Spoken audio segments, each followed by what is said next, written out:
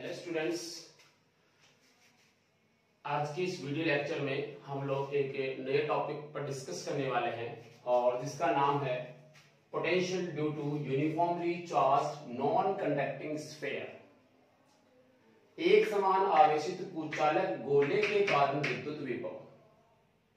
हमने इससे पहले जो पढ़ा है उसमें हमने नॉन कंडक्टिंग की जगह पे कंडक्टिंग स्फीयर लिया था और कंडक्टिंग स्फीयर के लिए जो आंसर हमने निकाले थे वो हम लोगों को पहले से याद है। अब हम लोग निकाल रहे हैं, इस समय हमारा जो टॉपिक चल रहा है वो किस पे चल रहा है, पोटेंशियल पे चल रहा है, विद्युत विभव पे चल रहा है। ठीक है, तो इसको हम स्टार्टिंग से पूरा सॉल्व करके देखते हैं इसका डेरिवेशन क्या है। तो स्टार्ट करते हैं। सबसे पहले देखो, हिंदी मीडियम वाले जो बच्चे हैं वो अपनी लैंग्वेज में इसके बारे में जो लिख सकते हैं मैं बता दूंगा। अभी क्वेश्चन क्या है हमारे सामने, एक समान आवेशित कुचालक गोले के कारण विभव निकालना है। यानी ये हमारे पास सपोज ये एक स्फीयर है। क्या है ये? स्फीयर है। ये कैसा है? यूनिफॉर्मली चार्ज है। ध्यान देना, ये यूनिफॉर्मली चार्ज है जिसका पूरा का पूरा चार्ज इसके संपूर्ण आयतन में बोले तो इसके कंप्लीट वॉल्यूम में यूनिफॉर्मली डिस्ट्रीब्यूटेड है। ये हम लोग पहले से मान रहे हैं। ठीक है, जितनी बातें मैं बोल रहा हूँ वो सब थ्योरी लिखने की होती हैं, लेकिन फाउंडेशन के लिए आप लोगों को इस चीजों को समझना बहुत जरूरी है कि हमारे पास एक स्फीयर है और उस स्फीयर की मान लीजिए रेडियस कितनी है r, और इसके अंदर जो चार्ज है वो कैसा है, uniformly distributed. Uniformly distributed in whole volume, संपूर्ण आयतन में। संपूर्ण आयतन में जो है इसका पूरा का पूरा चार्ज यूनिफॉर्मली डिस्ट्रीब्यूटेड है। अब कितना चार्ज है? Suppose Q charge. आपको शायद याद होगा कि जब हम नॉन कंडक्टिंग नहीं लेते हैं, मतलब केवल चालक लेते हैं, कंडक्टर लेते हैं, उस वाले केस में ये पूरा का पूरा चार्ज इसके बाहरी सरफेस पे आ जाता है। ठीक है, बट यहाँ कंडीशन हम पहले से ये मान के चल रहे हैं। अब इसमें हमारे पास तीन कंडीशन बनती हैं, एक इस गोले के बाहर, एक इसकी सरफेस पे और एक अंदर। ये तीन पॉइंट्स हैं, suppose A, B and C। और ये जो तीन पॉइंट्स हैं, इन तीनों पॉइंट्स पे हमें क्या निकालना है? पोटेंशियल निकालना है। क्या निकालना है भाई? पोटेंशियल निकालना है, मतलब विभव निकालना है। क्लियर है? अब इसमें नंबर 1 ले लेते हैं। पहला क्या बनेगा, देखो, potential at point A। Potential at point A। Potential at point A का मतलब क्या हुआ? Outside the sphere. Outside the sphere, right.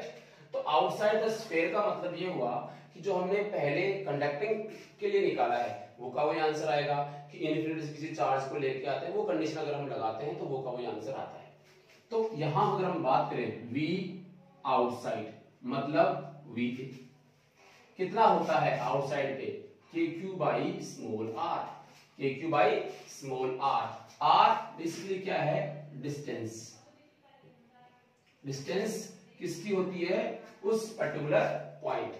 मैं इसको RA भी कह सकता हूं, R भी कह सकता हूं। तो आउटपुट जो है बाहर के पॉइंट पे जो पोटेंशियल आएगा वो कितना आएगा? KQ बाई R, जो हमने पहले निकाला हुआ है। क्योंकि ये डिस्टेंस बहुत ज्यादा मान रहे हैं और इसको हम पॉइंट चार्ज मान लेते हैं, तो जो आंसर उसके लिए आता है वही इसके लिए आएगा अगर हम सॉल्व भी करते हैं तो। नंबर 2 देखिए, अब आप समझ भी होंगे कि सरफेस की बात हो, कहां? At the surface. तो potential due to a non conducting sphere at the surface is VB या V सरफेस। उसको आप क्या लिख सकते हो? उसको आप लिख सकते हो KQ by capital R। KQ by capital R, ये भी हमारा निकाला हुआ है।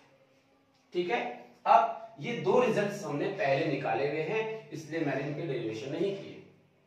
अब जो हम बात करने वाले हैं उस पर थोड़ा ध्यान देने वाली बात है, राइट।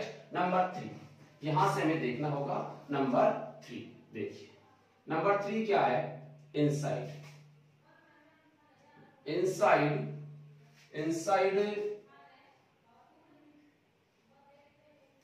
तो इनसाइड की अगर हम बात करें तो कोई पॉइंट लेते हैं। देखो इनसाइड का small r is small r is less than R. Surface के लिए क्या लिख सकते हो आप, small r is equal to capital R, और आउटसाइड के लिए क्या लिख सकते हो, small r is greater than capital are.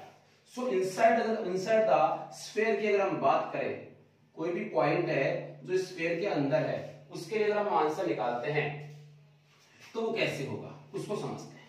ठीक है, देखिए अगर हम ये कहें कि ये हमारे पास स्फीयर है और ये कैसा है, यूनिफॉर्मली चार्ज है। कैसा है, यूनिफॉर्मली चार्ज है।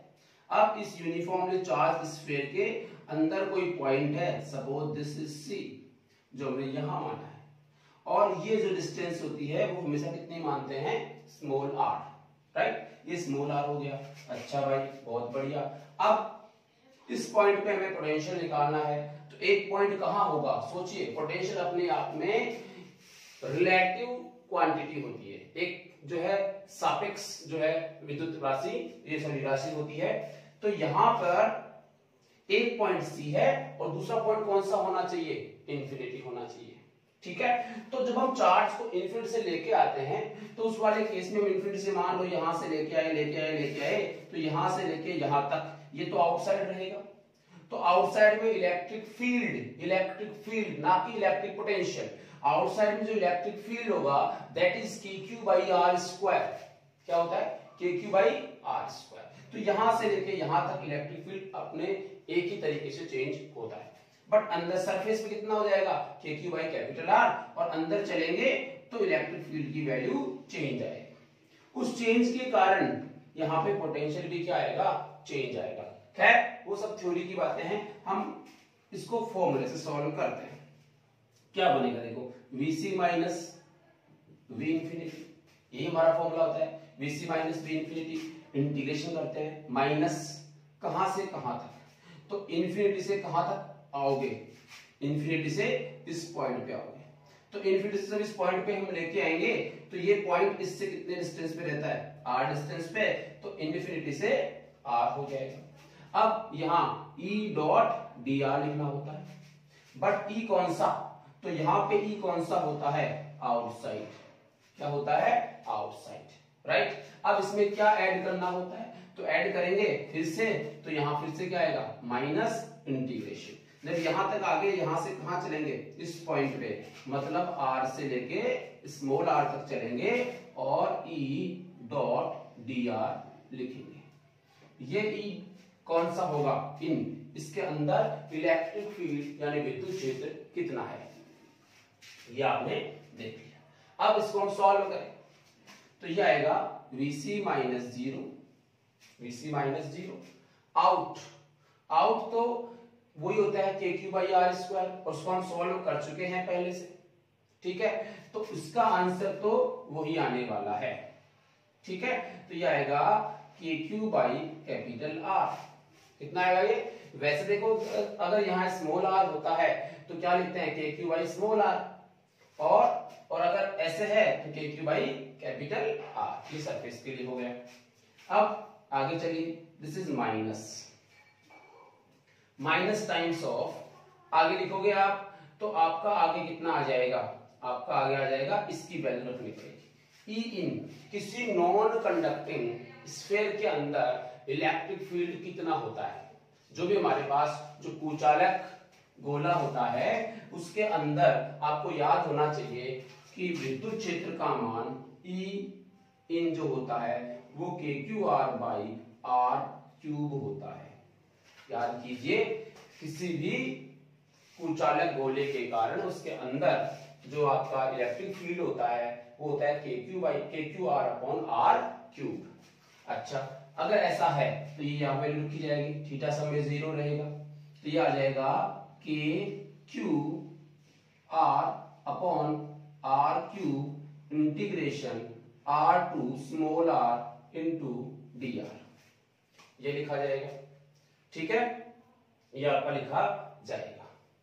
क्लियर है, आगे देखो, this is Vc, this is minus KQ by R, minus KQ by R minus, देखिए ये क्या आएगा, KQ by R cube, common आया, अंदर क्या बचा, R, आर का इंटीग्रेशन करना है, आर स्क्वायर बाई 2 आएगा, आर स्क्वायर बाई 2 आएगा, 2 को ले लो बाहर और लिमिट्स लगा दो, upper limit minus lower limit, ये आ जाएगा। तो K Q by R minus K Q by 2 R cube, R square minus capital R square. ठीक है, फटाफट इसको आप उतार लो एक बार, फिर मिटा के इसको आगे सॉल्व करता हूं।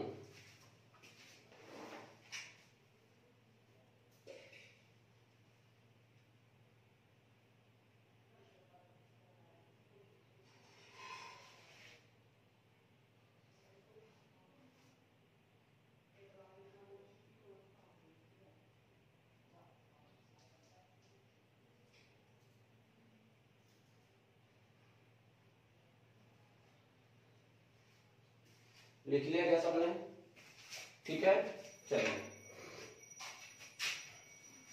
तो ये आपका जो है यहां तक हम पहुंच जाएंगे, VC minus we infinity P dot D R, और फिर मैंने ऐड कर दिया यहां से यहां तक लाना, मतलब इन्फिनिटी से यहां तक लाना, फिर यहां से यहां तक लाना। ठीक है, फिर हमने इसको सॉल्व किया, इसको हमने सॉल्व करके कितना आंसर निकाला हुआ है, तो आंसर है के क्यू बाई आर। तो ये कैपिटल, ये माइनस का नहीं रहेगा ना, ये प्लस का रहेगा, दिस इज प्लस, क्योंकि माइनस के साथ सॉल्व करते जब के क्यू बाई कैपिटल आर आता है, तो ये आपका साथ में रहेगा। ठीक है, चलिए आगे सॉल्व करते हैं इसमें।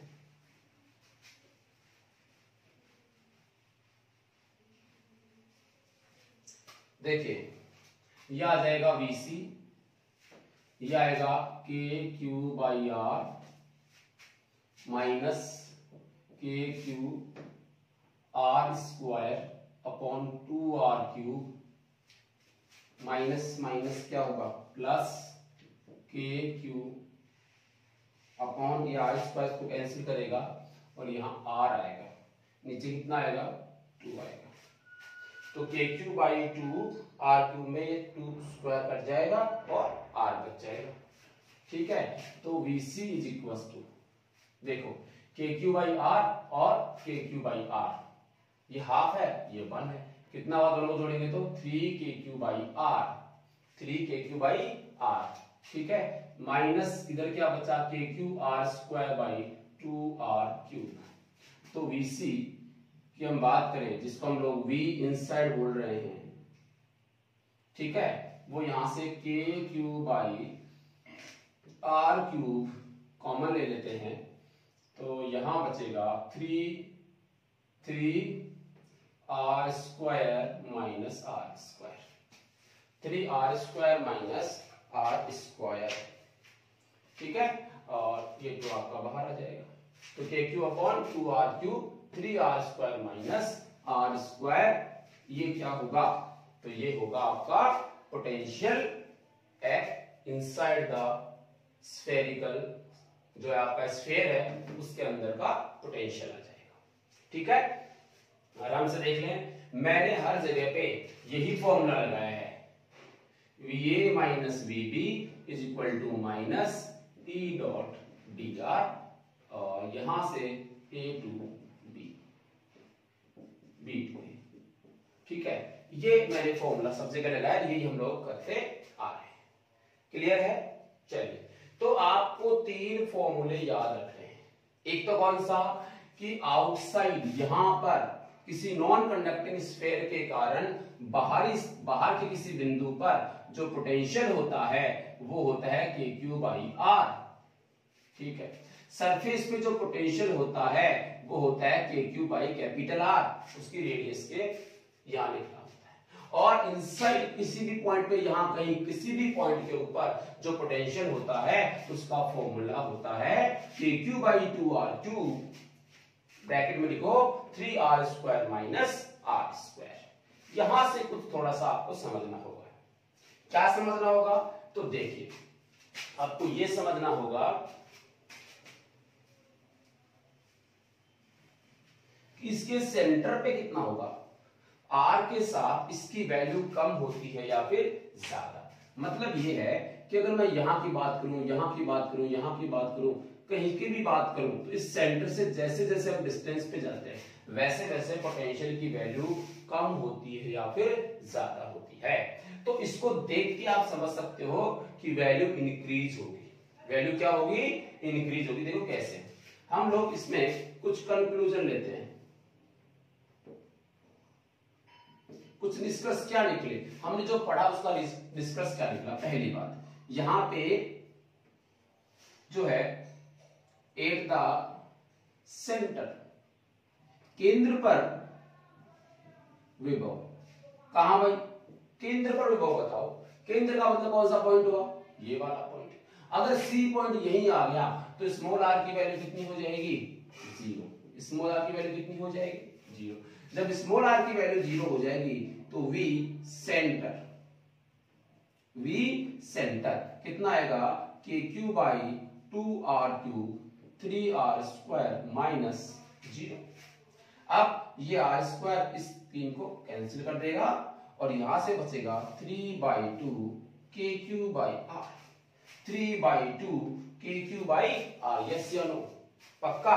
तो 3/2 के क्यू बाई आर क्या आ गया, सेंटर पे, ध्यान दीजिएगा सेंटर पे। आप याद कीजिए कि जो कंडक्टिंग स्फीयर था कौन सा वाला, चालक गोला था, उसके सेंटर पे जो आंसर था वो था के क्यू बाई आर। उतनी की उतनी ही वैल्यू कहां थी, सरफेस पे। मतलब सेंटर पे भी वही वैल्यू थी, सरफेस पे भी वही वैल्यू थी, अंदर किसी पॉइंट पे भी वही वैल्यू थी। बट इन नॉन कंडक्टिंग यानी कुचालक गोले की बात की जाए, उस वाले केस में के क्यू बाई आर के साथ में क्या आया, 3/2। जरा आप यहां से ध्यान दें तो ये 1.5 जरा इसको देखो, ये क्या है, क्या ये वैल्यू है, देखो। और ये वैल्यू क्या है, सरफेस पे, क्या, सरफेस पे पोटेंशियल, सरफेस पे विभव। तो सरफेस पे जो विभव है वी सरफेस, वी क्या, सरफेस। अब बताओ कि सेंटर पे ज्यादा कि सरफेस पे ज्यादा, तो आंसर है सरफेस, सेंटर पे पोटेंशियल की वैल्यू ज्यादा होती है। तो सेंटर से जैसे जैसे दूर चलेंगे वैसे वैसे क्या हो रही है, कम हो रही है। ठीक है, अब कैसे कम हो रही है उसका तरीका ये है, इस आर के अकॉर्डिंग वो कम होगी। यहां से आप देखिए V centre is equal to आया 3/2 के क्यू बाई आर, यानी 1.5 गुना ज्यादा होता है। सेंटर पे पोटेंशियल की वैल्यू सरफेस के कंपैरिजन में 1.5 टाइम्स मोर होती है, ज्यादा होती है। ठीक है, ये हम लोगों ने याद कर लिया आज के बाद। अब आप r की वैल्यू, इस स्मॉल r की वैल्यू यहां निकालो, यहां निकालो, इसकी रेडियस के बराबर करके देखो, या r/2 डिस्टेंस पे निकाल के देखो, कहीं भी निकालो। आप स्मॉल r की वैल्यू पुट अप करो और अंदर किसी भी पॉइंट पे क्या निकाल लो, क्या निकाल लो, आंसर है पोटेंशियल, मतलब विद्युत विभव। क्लियर है। चलिए अब थोड़ा सा आगे बढ़ते हैं, ग्राफ पे आते हैं। किस पे आते हैं, ग्राफ पे। ग्राफ किस किस के बीच का भाई, तो ग्राफ वही निकालेंगे कि डिस्टेंस के साथ पोटेंशियल की वैल्यू कैसे चेंज होती है, डिस्टेंस के साथ पोटेंशियल की वैल्यू कैसे चेंज होती है, यह हमें देखना है। ठीक है,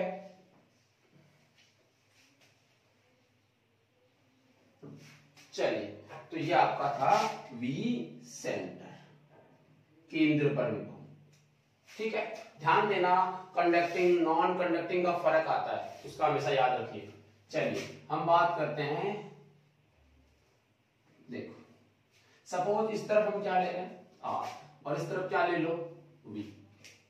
बोलो सेंटर किसको मानोगे, स्फीयर का सेंटर इसको मानोगे। यदि अगर आप इमेजिन करो, थोड़ा सा इमेजिन करके दिखाता हूं आपको, ये एक स्फीयर है ना, ऐसा स्फीयर हो गया। ग्राफ बना रहा हूं बट इसको स्फीयर इमेजिन कीजिए। ये इसका क्या हो गया, सेंटर। सेंटर जो है इसका, उस सेंटर पे वैल्यू कितनी, 1.5 इंटू वी स्फीयर, मतलब वी सरफेस। मतलब मान लो कि इस लाइन के ऊपर ये कोई पॉइंट है, ये कोई जगह है जहां पे के क्यू बाई आर और इसका कितना 3/2 वी सरफेस, ये कोई वैल्यू है। ठीक है, सरफेस पे ये वैल्यू है। अब ये वैल्यू जो है, ये जो वैल्यू है ये हमारे पास कितनी आई है, वी सरफेस लिखा है, और वी सरफेस का 1.5 मल्टीपल में ज्यादा होता है, कहां पर, सेंटर पे। तो फिर इसको सेंटर पे, ये सेंटर पे लिख लिया हमने, थोड़ा सा और ऊपर ले लेता हूं मैं इसको, ये मान लेता हूं सेंटर पे, ठीक है। इसको मैं लिखूंगा v centre is equal to 1.5 v surface, ऐसे लिख सकते हैं। दिस वन कहां तक होता है ये, तो स्फीयर जो है उसकी रेडियस तक, स्फीयर जो है उसकी रेडियस तक, बट किस टाइप से चेंज हो रहा है उसको मैं देखना पड़ेगा। इस पॉइंट पे यानी स्मॉल आर की वैल्यू जब कैपिटल आर के बराबर होती है, सरफेस की बात होती है, उस वाले केस में हमारा आंसर कितना, KQ/R। सरफेस कितना होता है, KQ/R। तो सरफेस पे मान लो यहां तक मैं मान रहा हूं कितना है, KQ/R। कितना है भाई, KQ/R। ये हो जाएगा आपका KQ/R V सरफेस, ठीक है। तो KQ/R आ जाएगा V सरफेस पे। अब इसका कुछ मल्टीपल में है तो ये हो जाएगा VC, इसके ऊपर कुछ मान लेते हैं। अब बात आती है कि यहां से यहां, यानी इस सेंटर से जब यहां आते हैं तो चेंज कैसे होता है, तो स्मॉल r तो अंदर ही है, तो यहां आप देखेंगे कि VC जो है डायरेक्टली प्रोपोर्शनल टू या, ठीक है। This is constant, this is constant, these are the constant, these are the constant, which is variable r क्या है, वेरिएबल। तो इसका जो ग्राफ आता है, इसका जो ग्राफ आता है वो कुछ ऐसे आता है, इस टाइप से कुछ ये चेंज होता है अगर हम r की वैल्यूज को रखते जाएं तो। उसके बाद तो ये ग्राफ ऐसे आया आपका, ठीक। इसके बाद क्या होता है, तो v आउटसाइड की बात करो, आउटसाइड, और v आउटसाइड क्या होता है याद है आपको, 1/r। 1/r का मतलब हम समझते हैं, ये आपका 1/r। तो v is proportional to 1/r, यानी इनवर्सली प्रोपोर्शनल टू r। ये आपका सेंटर। तो BC लेकर देखा जाए तो आपका ग्राफ ये है, आपका ग्राफ कौन सा है, ये वाला, इसका ग्राफ बनेगा, ठीक है। किसी में यहां से ऐसे बन रहा था, बट इसमें ऐसे बनेगा इसका ग्राफ। पक्का, फटाफट उतार लो इसको।